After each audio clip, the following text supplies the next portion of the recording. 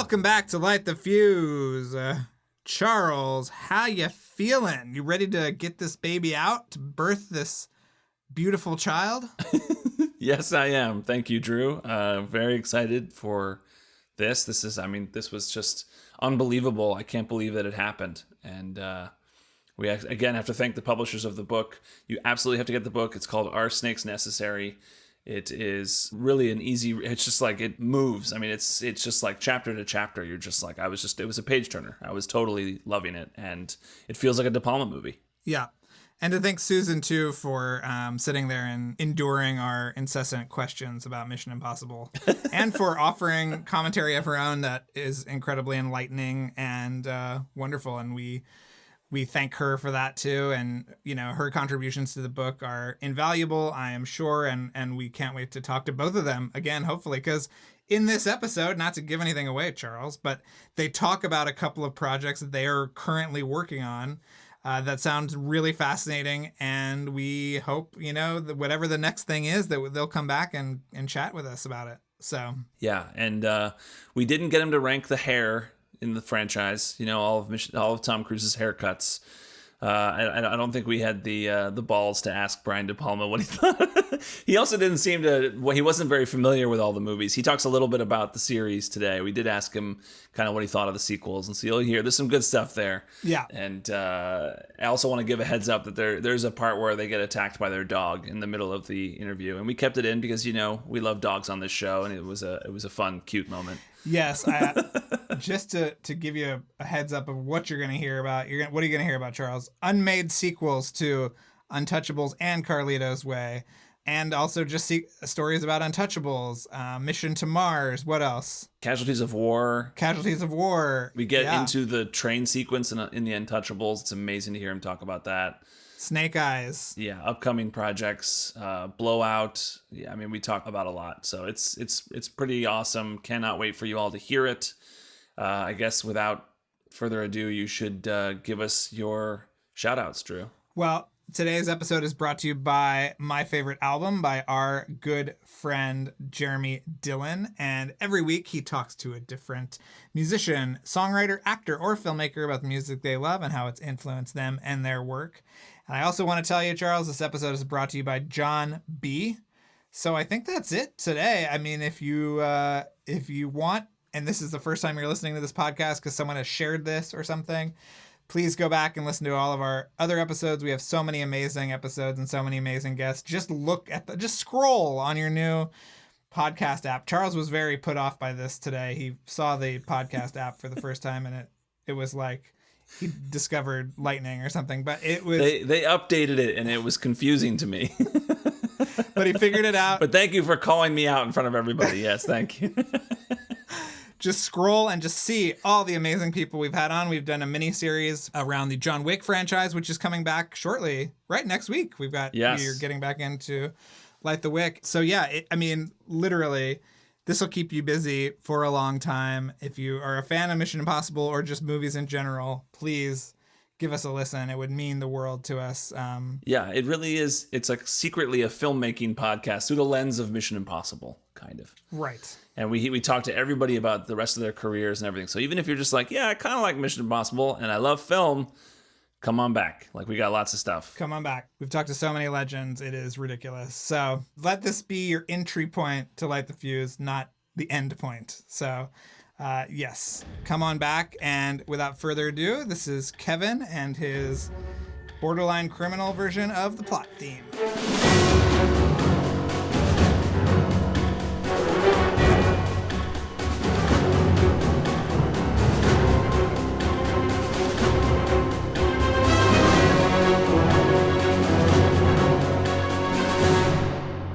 Well, you've flirted with sequels or prequels to Untouchables and Scarface in the past.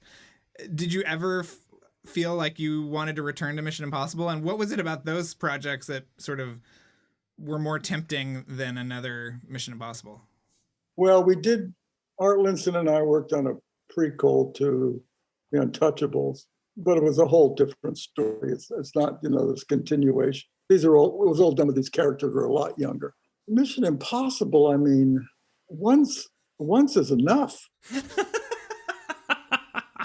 That's what I always felt. I mean, when Tom asked me to do the next one, I said, are you kidding? One of these is enough.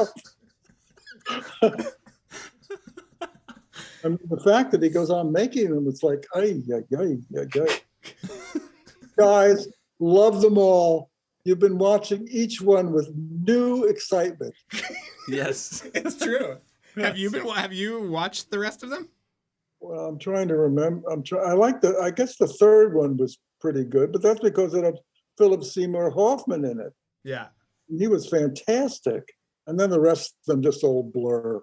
Please, no more motorcycles. And what about the sequence in Dubai on the Burj Khalifa? You see that sequence? Is that there's one where he's running over roofs that goes on forever. When's that? That was the most recent one. That was Fallout. It's like, stop running, Tom. He can't. He cannot stop running. Never. He'll never stop. Not stop running. Get another rooftop to run across. I wanted to ask you about the music. There was obviously, Paul Hirsch told us the story of Whoa. Alan Silvestri. Whoa, easy. You're getting attacked by your dog, it looks like. By the dog. So the music, obviously, Alan Silvestri was on and then was taken off. And then Danny Elfman came on, and you've worked with so many incredible composers in your career. I would love to hear how that whole process went down. And then also would love to know why never again with Elfman, because the two of you seem like a match made in heaven. Well, the great composers, the problem is, they're not always available because they're working all the time. With Alan, it was just, we were recording and it just didn't work. And, Tom was very unhappy with it. And I was, I'm very used to, working with composers and going in and changing this and moving this around. And it just there was no sort of chemistry between Alan and I. And when we saw that Danny was available, we immediately snapped him up. And I, as Paul, I know has detail explained to you. I mean, I literally spent 4 weeks sitting next to him, going over every cue in Mission Impossible in order to get us ready to record in 4 weeks. And he did an amazing job. So you wanted to work with him again? Who? Danny. Oh, of course. I mean, I've worked with all the great composers. I've missed a few, but I started with Bernard Herrmann, so not too shabby. Yeah, you can't start any better, basically. There was a De Palma retrospective in France. They started with Casualties of War, and when Brian went on stage, he was crying. Yeah, He said it's a very moving score. that score always makes me cry. So in front of an audience of thousands of people standing up and clapping, Brian is wiping the tears away. Is that your favorite score? Yeah, it's a great score. It's one of his greatest scores. Yeah. The Mission is also a great score. It is. And I think Alan Silvestri used that music he wrote for your movie for another movie. Oh, really? Yeah. Eraser, the Arnold Schwarzenegger movie. I don't think it's something maybe that you never saw. You'll have to watch that and see if I can remember what it... Yeah, let us know if that's true. There was originally there was a train sequence for the Untouchables before the Odessa Steps famous sequence. There was I think that David Mamet wrote. We actually found the pages of this original train chase. What was the reason for not doing that? And then was that kind of carried over into Mission? Well, the reason was we couldn't afford it. I mean, the studio said, no, trains, a train chase, forget it. And then Art went to meet with Mamet to try get him to write something out. And Mamet was just starting to shoot his first movie. And he said, go away. So Art had flown all the way to meet Mamet somewhere where we were shooting. And Mamet, in his usual cordial manner, said, go away. Can't be bothered with this. So I said, well, look, it's about getting the accountant. And needless to say, the baby carriage on the steps sort of was the thing that started me thinking about having this shootout in the train station. And I sent Eric Schwab around. I said, get me a staircase. And then we literally went in and shot, like, I think 6 nights. And I just made it up as we were there. Were there no script pages? No, I just made it up, basically. Wow. I don't know if we wrote anything down. I don't remember, but I just remember. And we sort of did it in sequence, so it was easy to. What, you mean you just had a carriage in the steps and no script? No, I had the Odessa steps in my mind. And then I had, Elliot in the midst of, a baby carriage going down the steps and a gunplay going back and forth. That was the basic idea. So did you have storyboards or anything, or was it just going as just shot by shot, just build it out yourself? I just did it. Wow. Because what's great about that sequence is that, I'm always talking about you have to lay out the choreography. Everybody has to know where things are before you start shooting people. And the staircase is such a, it's like a football field or something. You know where everything is. The clock's up there. The steps go down here. People come from the outside into the station from here. What's important is you have to take a tremendous amount of time and keep the audience engaged of setting up the choreography. And of course, the master of this is Hitchcock in the crop duster scene, where you see him very carefully lay out the choreography in the slowest of ways, but he keeps you entertained enough so you hang in there with him. And that's the same really with that Odessa step sequence. I might add, when David Mamet saw the movie, as soon as the sequence started, he walked out of the screening room. Really? And when the sequence was over, he returned. Wow. First, with that crazy baby carriage on the step sequence, which I see, as far as he's concerned, I seem to have ruined his vision. Right. And what is the scene that's always included in every kind of montage of your kind of greatest hits? That baby carriage sequence. It must drive him crazy. That would be a hard thing to do. Do you remember, I don't want to use the word blackmail, but coercing David Knoll into giving you an extra shot, visual effects shot, John Knoll, to give him his VFX supervisor credit on the movie? Say that again? John Knoll told us a story that you said that he could have a credit, I believe it was visual effects supervisor, only if he did an extra shot for you of John Voight in the plane at the beginning of the movie. Do you remember this at all? No. Okay. But I would believe John. Okay. Okay. Is that something you would do? Are you kidding? Why not? You need the shot. Did he work on Snake Eyes on the? Yes. Okay. I've always been fascinated about that ending, and I'm so glad that you put some footage of it in the documentary. But yeah, do you think that the lack of that ending hurt the movie, or what's your sort of feeling on it? My concept and David's concept was this is like the Great Flood. I mean, when you're dealing with such a corrupt universe, the only way to deal with it is to a flood. You got to kill everybody. Yeah. And that was always the concept. But we discovered that audiences don't believe in God coming down and creating the flood. When there's such rampant evil around.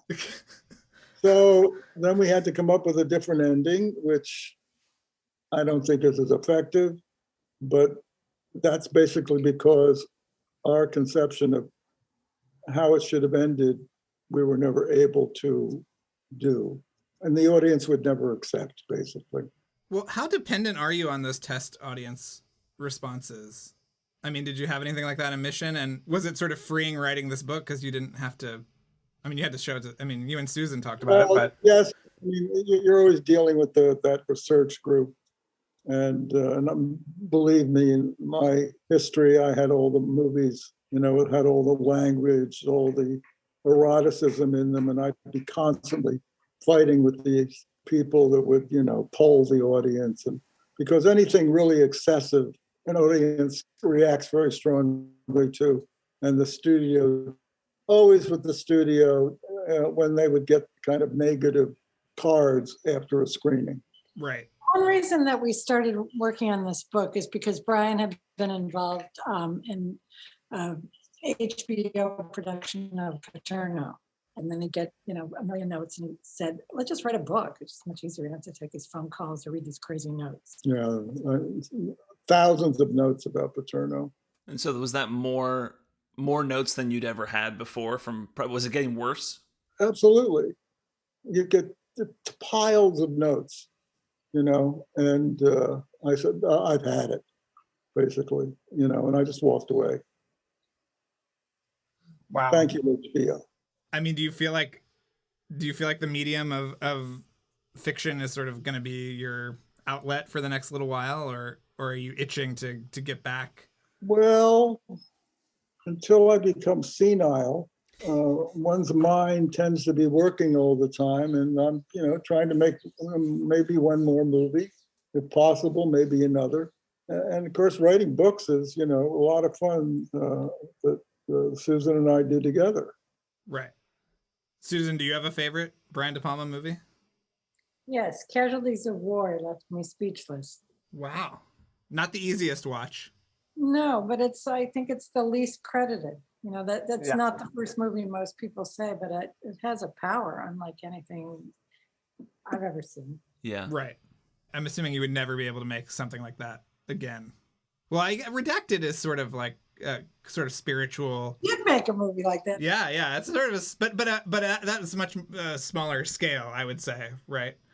Like you would never be able to sell that to Columbia in 2021, probably.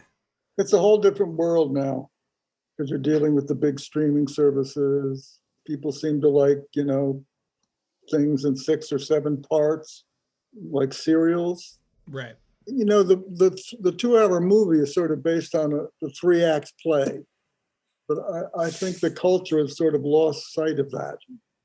And whether that format is going to remain, I wonder about. It's like the look of movies has changed quite a bit because of the digital revolution. Right. The beauty, I keep on saying, why is there no beauty in cinema anymore? Because they don't light the way they used to. When you're dealing with digital stuff, you just have to, turn on a lamp, and it's lit, and you can do things really fast. But if you want something to be really beautiful, you have to take the time to light it correctly. And they just don't do that anymore. Very few directors do. Would you ever consider doing a miniseries? Does that interest you at all? Well, I am working on a series based. Susan and I quite like A French Village, the French series, which, is about a village during World War II. And the guy that produced and wrote that series, when we were in France promoting our book, had an idea of doing the same thing in America during the Civil War in one town. So we started to work on it, and we sort of got slowed down because of the virus.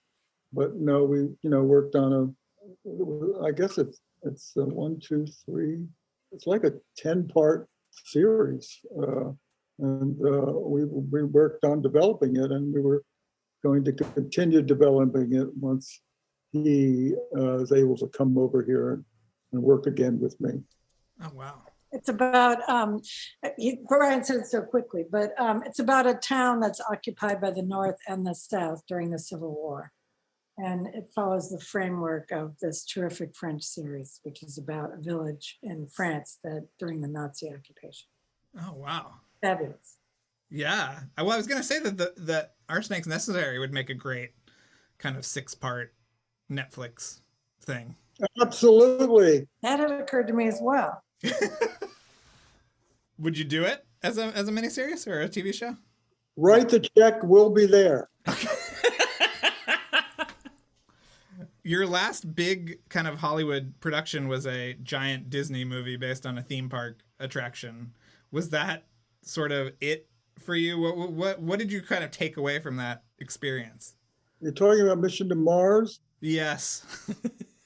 Well, I came into that picture because the other director left, the guy that did all the Johnny Depp pirate pictures. Oh, Gore Verbinski. Okay. Yeah, Gorbaczynski. He was doing it, but he had a budget of 130 million, and they wouldn't make it for that. So they said, could I do it for like 110 million? I said, sure. And I'd never done a science fiction movie like that before. This whole thing sort of fascinated me. But making movies like that is an endless struggle with thousands of special effects shops, getting the shots right, and constantly dealing with the studio because the shots are so expensive. And they're constantly saying, do you really need this? Do you really need that? And of course, the other problem is that the head of the studio changed. So the person that initiated the project isn't there. The new regime's not really cares about it that much. And you basically have to struggle through the whole thing. And you don't get everything you would need in order to make it as effective as it could be. And that's when I said, I can't do this anymore. And I went and moved to Paris. Wow. Well, there are parts of that movie, parts of those sets that are now in Walt Disney World, which I don't picture you as someone who would visit Walt Disney World. But if you're ever down there, go to Epcot and you can see pieces of Mission to Mars there. You're kidding. No, in the queue for, and Sinise recorded a pre-show for a ride in his kind of Mission to Mars character. So, oh boy, yeah, that's something we can't miss, honey. Susan has been looking to get down to Orlando. I can see it in her eyes. So yeah. Take the dogs to Orlando. Yeah, take the dogs to Orlando, please. Get the dogs and the cat into the van and let's go. How important was your collaboration with Steven Burham? He obviously shot so many of the movies we talked about today. He's a great cinematographer. I mean, he's fabulous. He's retired now, right? Oh, wait, we're trying to get a hold of him. We'd love to talk to him on the show. So we haven't been able to find him. Paul Hirsch hasn't gotten us his number. Yeah, no, he was fantastic. It all started with Body Double. One of my favorites of yours. I think another underappreciated gem, like Casualties of War, that not too many people talk about. But I was looking for parking one day and pulled into that shopping center and said, "Oh my God, is this the shopping center from Body Double?" And the valet kid was like, "We hear that a lot." So yeah. So Paul Hirsch is not so hot on Blowout, which is befuddling to us because we love Blowout so much. What are your thoughts on Blowout? Because I know it had some changes while it was being made. Are you happy with it? Oh, yeah, I'm very happy with it. I don't quite understand what Paul is bothered by. But Paul, as you know, is very bright and very opinionated. Yes. Not afraid to state his opinions, and they're always good to hear. But no, I really, really liked Blowout. It really was the movie I wanted to make. And I had the resources to do it. Would you say that about most of your movies? No, I wouldn't. So is it not that many that you felt like you had the resources for? No. The question that I was asking was it the movie you set out to make? Yes. Oh, okay. Yes. So how many of the movies you made were what you set out to make? Oh, that's a very difficult question. I'm pretty satisfied with most of them, except for examples like Mission to Mars, where I couldn't make the ending work because I didn't have enough power to get enough special effects to make it, really moving. And Domino? Well, Domino is a whole other story. I liked Domino, but well, thank you. Yeah. It's underappreciated. I think so too. It's got a great score. There's some really fun sequences, I thought. But I know that you were never able to finish that one, basically, right? Well, not really. It's just that, as I have said many times, I was there 100 days and shot 30. So I just, the money kept on falling out, and I kept on being left in hotel suites waiting for the money to come in. And after waiting a couple of weeks and nothing happening, I said, that's it, guys, I'm going home. And my assistant director, Eric Schwab, went to Sicily where they got some more money to shoot the sequence where the exterior of the bull ring, where they drive up and then go into the adjacent building. Mm-hmm. And then I I laid it out. The storyboards. Eric is a fantastic director, and he just, did exactly as I set out. And I had to fight with the company a lot with, getting people paid. The question was, did you get paid? And I had a lot of loyal people working for me, and I'd always ask them, did they pay you? And a lot of times they hadn't. And it was a struggle right to the end. And then when it was finished, some festivals wanted to show it, and I said, no, I'm not going to support this. You've given me such a terrible time. So that was sort of a sad ending. Oh, I'm sorry to hear that. Paul told us about another incomplete De Palma masterwork, which was you videotaping his wedding. Oh, yeah.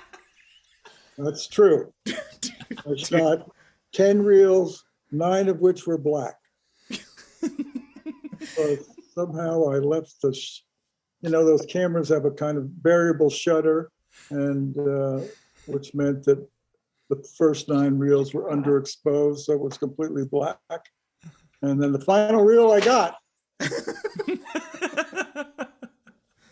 Well, he's still married, so I think, whatever you did, it worked well. I know we are long. Is there anything that you and Susan can tease about this next book? I don't want to get you in trouble, obviously. Susan will be the arbiter of this, but why don't you describe Terry to me? We took Emile Zola's novel, Therese Rakan, and we put a modern American hex on it. Okay. In our version, it's not Therese, but it's Terry in Toledo. And it has a lot of intrigue and De Palma special effects. Okay. It's also, you're playing they're making the movie of Terry. So the triangle that exists in Therese Rakan is reflected in the actors and director that are making the movie. Okay. Don't miss it. Come into your local bookstall. Okay. Well, we hope that we can talk to you when that comes out, or whatever else you want to talk about. We are always available. And this was such a huge thrill. Seriously, we've been trying to do this for I think since the book came out in hardcover. So it's been amazing, and we love the book. We love all of your work, obviously, Brian. So this was really a huge thrill. So thank you so much for taking the time. Okay. If when you listen to your tape you need anything else, let us know. I mean, Yes, I'm gonna talk to you, and you guys clearly know what you're doing. And if you need any, comment on something from Brian about any movie. Honey, it's time to Oh, leave. shut up. Brian is done with us. Susan, we'll talk more. But yes, okay. Thank you. No, I meant if you need anything from him, let me know. All right. Thank you Thank guys you so much. This Thank is you. amazing. Thank you.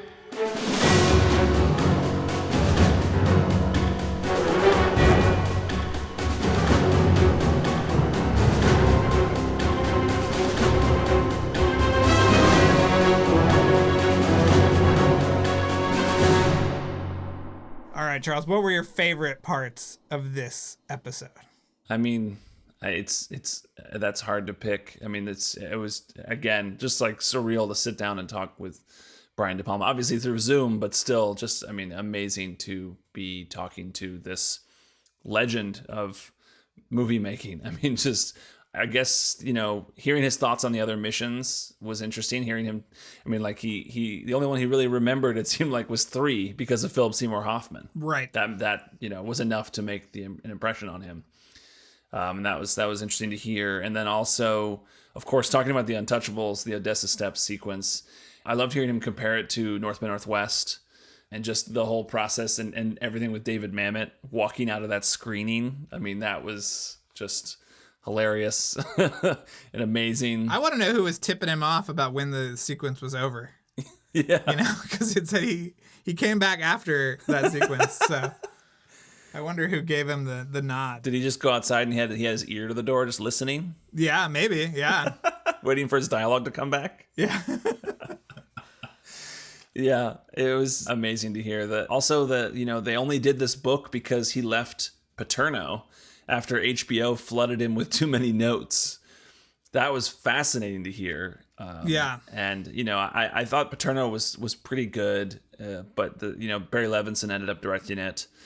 But the previous Barry Levinson HBO movie I really love is The Wizard of Lies, and I'd be so curious to see what De Palma's version of Paterno was going to be. Yeah. Because it seems like sort of exactly up his alley, but also not at all. Right. Yeah, I just wonder why HBO was giving notes. I mean, they seem to be so, creator focused and everything that I wonder what those notes could have been. But yeah, very weird. Yeah, I mean, I guess it's just also, I don't know if it's HBO or if it's just the business in general, where it's gone compared to what it was when he was making movies, 30 years ago. Yeah. That it's just gotten worse and worse, and it sounded like he was just fed up. Yeah. But guess what? We got a great kick-ass book out of it, so yeah. Joke's on you, HBO. Yeah, you gotta check out this book, Are Snakes Necessary? It's great. It's now on paperback as well. Yeah, it was also cool to hear him talk about that miniseries that he's adapting. Yes, and you found it afterwards. Yeah. I want to watch the original French miniseries, which we found. We'll put it in our show notes. We found the name of the French show, which I think that it was the new one that they're doing is during the Civil War, I think, or the Revolutionary War, was it? I can't remember now. Right. But Civil War. It was Civil War. Okay, so the original one was in France, set in German-occupied France during the Second World War. So it's cool to, I don't know, I would love to see that. I hope it happens. Yeah. I mean, any new De Palma material, if it's written, if it's filmed, whatever, if it's a stage show, a one-man show, whatever it is, we want to be there for it. Yes. And we want him to come back on the show to talk about it. Him and Susan, please come back. We loved chatting with you. Yeah. But yeah, Charles, you want to remind people what else they can do after they finish listening to this episode? Yes. Well, you can find us on social media at LightTheFuse-Pod on Twitter and Instagram. And check out our website, lightthefusepodcast.com. And in there, you can see our show notes under the episode guide. You can see all of our amazing episodes. We've done so many great interviews. Check out the show notes. They're a great visual companion to all of our interviews. And also on our website, go to the merch section, and that will link you to our TeePublic store, which has shirts and masks and all other kinds of items that you can buy, which, some of that money goes to supporting the show. The rest of it goes to TeePublic. But we get a little bit, and that helps. Every dollar counts. Helps us put this show together week to week. And speaking of which, the biggest help you can do is to join our Patreon. The website is patreon.com/lightthefuse. You can sign up at the bonus content level and get weekly bonus episodes. We get into all kinds of stuff. We've got bonus interviews in there. We got bonus talks that Drew and I have just about Mission Impossible, all the latest Mission Impossible 7 news, breaking down favorite movies of ours. At big movie anniversaries, we do episodes honoring some movie that we love, like The Hunt for Red October, or anything like that. We've done lots of cool behind the scenes stuff that we don't do here on the show. So if you're a fan of the show or fan of Mission Impossible, check it out and sign up. And what else, Drew? I think that's it. I mean, if you could subscribe, rate, and review, that helps us as well. Tell your friends, follow us on social media, Light the Fuse Pod. Reach out with episode ideas. Literally everything helps. We just need that engagement, that word of mouth, and that exposure. Yeah. It really, really helps a lot. So yeah, and there's no way to follow up Lighting the Fuse with Brian De Palma. So we're pivoting back to Light the Wick next week. So we will be bringing on cinematographer Dan Lawson, who is amazing. He's Guillermo del Toro's cinematographer. He also shot John Wick 2 and John Wick 3. This is an amazing chat. You got to come back and talk to him. And then after him, we've got David Leitch, who is the co-director of the first John Wick. And he also directed Atomic Blonde and Deadpool 2. Was a producer on Nobody, which just came out recently. Yeah, you're going to want to come back for that. It's going to be awesome. And I got to give a special thank you to Sonia Miranda. Sonia has been with us for a while now. It's so great. Thank you, Sonia, for making this episode possible. Thank you also to our mixer and editor, Luke Burson, to our production assistant, Abby Smith, to our composer, Kevin Blumenfeld, and to you, Drew, and to all of you listeners out there. Thank you so much for commenting, letting us know when you enjoy the show. It just means so much when we get messages from you guys saying how much the show means to you. It's really wonderful. Yes, and we'll be back. You will not want to miss these Light the Wick episodes. Charles tries to convince David Leitch to make another Atomic Blonde movie. Does he succeed? Find out in a couple weeks.